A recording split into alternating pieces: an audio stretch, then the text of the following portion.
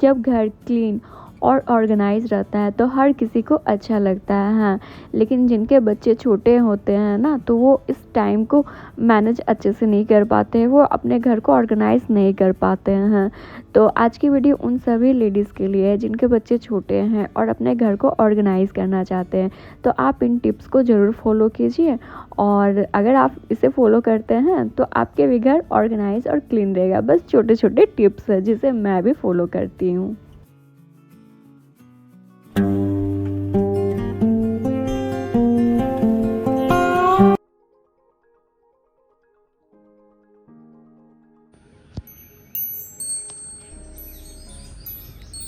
Cleaning का काम सबसे पहले मैं लिविंग रूम से स्टार्ट करती हूँ, क्योंकि कोई भी गेस्ट आते हैं तो सबसे पहले इसी रूम में बैठते हैं, तो सबसे पहले मैं यहीं से स्टार्ट करती हूँ। और अभी जितने भी टॉयज़ बिखरे हैं मैं इस प्लास्टिक में रख के उसके बाद फिर टॉयज़ बॉक्स में रख दूँगी। और मैं यहाँ पे 10 मिनट का टाइमर सेट कर रही हूँ, और 10 मिनट के अंदर मुझे लिविंग रूम को क्लीन करना है। और हर दिन मैं हर रूम को 10 मिनट देती हूँ। जब डीप क्लीन करना होता है तो फिर अलग वो टाइम होता है, उसके लिए ज़्यादा टाइम मैं देती हूँ एक रूम को। और जब भी आप टाइमर लगा के काम करते हैं ना, तो आपके हाथ ऑटोमेटिक स्पीड चलने लगते हैं, क्योंकि आपके दिमाग में वो टाइमर सेट रहता है और आपको ऐसा लगता है ना कि मुझे इस टाइम तक ये काम कंप्लीट करनी है तो करनी है। तो आपका अगर मूड ना हो क्लीनिंग का, तो आप इस टिप्स को ज़रूर फॉलो कीजिए और टाइमर लगा के काम करिए, तो आपको फ़र्क पता चलेगा। हर जगह तो हम लोग क्लीन करते हैं, लेकिन कर्टन के पीछे भी विंडो पर थोड़ी बहुत डस्ट होती है। तो जब भी आप थोड़ी बहुत डस्टिंग करें ना, तो इसके पीछे भी एक बार कपड़ा ज़रूर मार दें, इससे धूल मिट्टी जो भी होगी यहाँ से हट जाएगी। और रात का कुछ सामान यहाँ पे बिखरा पड़ा है, तो मैं इसे हटा दूँगी। चाहे जितना भी काम कर लो, कितना भी सामान हटा लो, लेकिन कुछ ना कुछ सामान ना इधर से उधर बिखरे पड़े ही रहते हैं घर में। और जब मैं यहाँ पे टी टेबल सेट करती हूँ तो एक बार कपड़े से ज़रूर पोंछ लेती हूँ, जो भी डस्ट होगा वो यहाँ क्लीन हो जाएगा। मैं अपने डस्टिंग का काम इसी टाइम करती हूँ, मॉर्निंग में, क्योंकि इस टाइम ना हस्बैंड होते हैं ना डुग्गू होता है, हस्बैंड ऑफिस चले जाते हैं और डुग्गू स्कूल में होता है, तो मैं आराम से अपना सारा काम निपटा लेती हूँ। और अभी भी मेरे पास 2-3 मिनट है, तो मैं फ्रिज पे भी जो भी क्लीनिंग का काम है वो कर लूँगी, और जो भी इधर उधर सामान बिखरा पड़ा है उसे हटा दूँगी। क्लीनिंग का काम जब तक होगा तब तक मैं यहाँ पे कपड़े भी वॉशिंग मशीन में डाल रही हूँ, और जब तक क्लीनिंग का काम होगा तब तक कपड़े धुल जाएंगे और फिर मैं इसे धूप में डाल दूँगी, और एक साथ मेरे 2 काम हो जाएंगे। और लिविंग रूम के बाद अब मैं बेडरूम की क्लीनिंग करूँगी। तो रात में डुग्गू यहाँ पे खेलता है और पढ़ाई करता है, तो अपना सारा सामान ना यहीं पर रखता है। वो अपने टॉयज़ को अपने साथ लेकर ही सोता है। तो यहाँ पे जो भी उसके टॉयज़ हैं ना, मैं उसके टॉयज़ बॉक्स में रख दूँगी, और सारे बुक्स को भी रेक पे रख दूँगी। और जब मैं बेडशीट ठीक करती हूँ तो उसी टाइम बेड को भी अच्छे से क्लीन कर लेती हूँ। अगर आपके बच्चे छोटे हैं ना, तो आप डस्टिंग का काम कभी भी कर सकते हैं। ऐसा नहीं है कि आप डस्टिंग का काम सिर्फ मॉर्निंग में ही कर सकते हैं। जब आप फ्री हो तब ये आप काम कर सकते हैं। बेडशीट बेड से खिसके ना, इसके लिए मैं क्या करती हूँ ना कि चारों कोनों को इस तरीके से गांठ बांध के उसके बाद अंदर टक कर देती हूँ। इससे बेडशीट खिसकती नहीं है।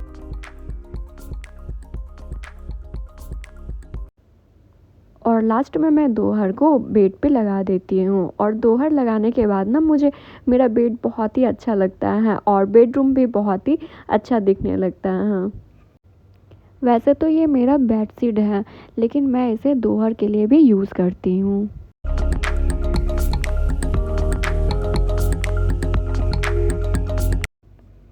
और जब भी मैं बेडरूम ठीक करने आती हूँ तो मैं एसी पे भी सूखे कपड़े से ज़रूर पोंछ लेती हूँ। जो भी थोड़ा बहुत डस्ट होगा वो क्लीन हो जाता है। ये सब छोटी छोटी चीज़ है जिसे हम लोग क्लीन करके रखते हैं ना, तो हमारा घर ऑर्गेनाइज और क्लीन लगता है, और इन सब को क्लीन करने में ज़्यादा टाइम भी नहीं, बस 2 मिनट ही लगते हैं। और बेडरूम आए हैं तो ड्रेसिंग टेबल को कैसे भूल सकते हैं। और यहाँ पे भी ना हमारा खुद से कुछ सामान इधर उधर बिखरा रहता है, तो मैं यहाँ पे जो भी सामान बिखरे पड़े हैं मैं उसे हटा के और एक बार कपड़े यहाँ भी पोंछ लेती हूँ। अगर आप डेली अपने सारे रूम को 10-10 मिनट ही देते हैं ना, तो आपका घर हमेशा ऑर्गेनाइज और क्लीन दिखता है।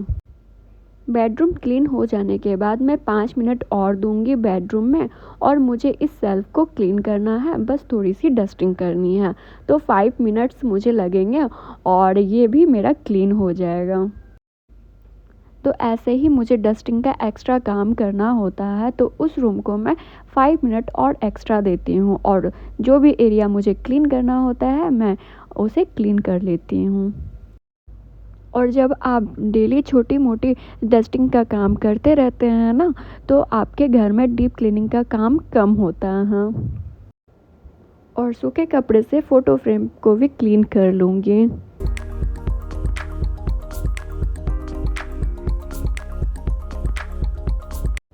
और 10 से 15 मिनट में मेरा पूरा बेडरूम क्लीन और ऑर्गेनाइज हो गया।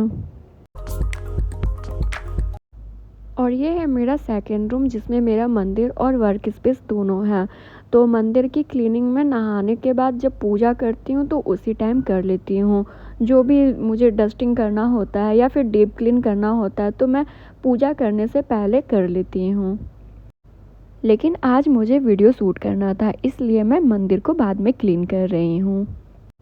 जब थोड़ी बहुत डस्टिंग करनी होती है तो मुझे मंदिर में मात्र 2 मिनट ही लगते हैं, और जब डीप क्लीन करना होता है तो 15-20 मिनट मुझे लगता है। और सुबह में जो भी धूप बत्ती वगैरह जलाती हूँ वो मैं शाम में ही हटाती हूँ।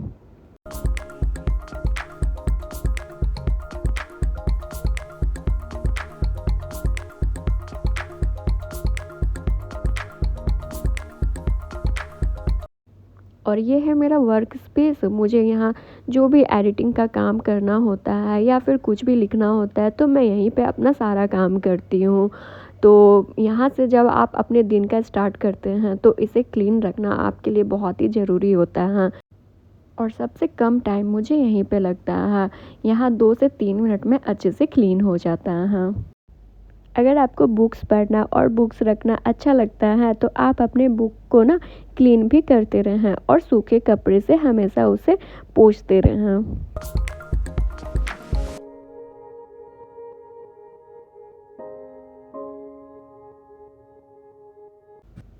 और सबसे लास्ट में मैं यहाँ बेसिन एरिया को क्लीन करती हूँ। हस्बैंड चले जाते हैं लेकिन वो सामान को बिखेर के जाते हैं, और ट्रिमर सब चीज़ इधर उधर बिखरा रहता है, तो मैं उसे ना क्लीन कर। और थोड़ा मुझे यहाँ पे डिक्लेटर भी करना है, जो सामान बेकार है मैं उसे यहाँ से हटा दूँगी। और जब आप बेसिन की क्लीनिंग करते हैं ना तो मिरर और वॉल को क्लीन करना बिल्कुल ना भूलें, क्योंकि वहाँ पे भी ना हम जब हाथ धोते हैं या कुछ भी करते हैं तो उसकी छींटें ना वॉल पे लग जाती है। इसलिए बेसिन के साथ साथ मिरर और वॉल को क्लीन करना ना भूलें। बेसिन में फ़िनाइल की गोलियाँ ज़रूर रखती हूँ, इससे कीड़े मकोड़े नहीं आते हैं। डस्टिंग का काम आप झाड़ू पोछा लगने से पहले ही कर लें। अगर आप ये काम खुद करते हैं तो पहले ही कर लें, उसके बाद झाड़ू लगाएं।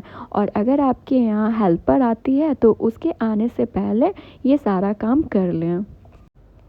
मुझे जो भी कपड़े फ़ोल्ड करने होते हैं, रखने होते हैं, मैं इसी टाइम रख देती हूँ। और अगर आपके भी दोनों सॉक्स के पेयर गुम हो जाते हैं तो आप एक ही सॉक्स में इस तरीके से दोनों सॉक्स को डाल के रखें। ऐसे रखने से आपके सॉक्स कभी गुम नहीं होंगे। और ऐसे छोटे छोटे जो कार्डबोर्ड होते हैं ना, मैं उसी में अपने छोटे छोटे सामान को रखती हूँ, और ये बहुत ही सस्ता ऑर्गेनाइज़र है। और जो भी प्लांट मैंने धूप में रखे थे, बाहर रखे थे, मैं अभी इसे अंदर रख दूँगी। और थोड़ी बहुत केयर से ही हमारा प्लांट बहुत अच्छे से ग्रो करता है। और डेली अपने फ़ोन को 5 मिनट ज़रूर दें, और ज़रूर क्लीन करें अपने फ़ोन को भी, क्योंकि बहुत सारी बेकार फ़ोटोज़ वीडियोज़ ऐप होते हैं जिसका यूज़ हम लोग नहीं करते हैं, तो उसे डिलीट करते रहें। काम ख़त्म हो जाने के बाद आप अपने आप को रिवॉर्ड देना बिल्कुल ना भूलें। आप चाहें एक अच्छी सी सॉन्ग सुन सकते हैं या फिर बुक पढ़ सकते हैं या फिर अपनी चाय एंजॉय कर सकते हैं। तो आज की वीडियो में बस इतना ही, फिर मिलती हूँ नेक्स्ट वीडियो में। तब तक के लिए टेक केयर, बाय बाय।